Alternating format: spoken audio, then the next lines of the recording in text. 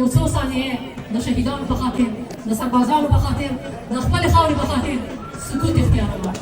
افغاني پښتني سندرغاړي میرمن نغمې له ملا یعقوب او افغان امنیتي ځواکونو څخه خپل ملاتړ اعلان کړ. میرمن نغمې ملا یعقوب ته وویل چې د پاکستان د ظلم پر خلاف به موږ له تاسو سره ولاړ یو. قدرمن دوستانو، لکه څرنګه چې تاسو ته معلومه ده چې له څو ورځو راهیسې د افغانستان او پاکستان ترمنځ په فرضي کرښه باندې جنجال روان دی چې په نتیجه کې یې ګڼ شمېر خلک شهیدان شوي دي او د پولي دواړو خوا پښتنو افغانانو ته یې ګڼ شمېر مالي او ځاني نقصانونه رسولي. میرمن نغمه تازه په امریکا کې له رسنیو سره په خبرو کې وویل چې د پاکستان لخوا په افغان خاوره له افغانانو سره ظلم هیڅ د منلو نه دی او زموږ په شمول به هر افغان د دې تیري او ظلم پر خلاف کلک درېږي. هغې په خپلو خبرو کې وویل چې د پولي دواړو غاړو ته پښتانه افغانان وژل کیږي او اصل دښمن مو د پښتنو له وژلو څخه خپله ګټه پورته کوي. میرمن نغمې طالبانو ته په طنز شکل وویل چې ومو لیدل څنګه یې له اسلام آباد څخه کابل درته وویشت. هغې طالبانو ته وویل چې دا هر څه د عصري علومو او ټکنالوژي برکت دی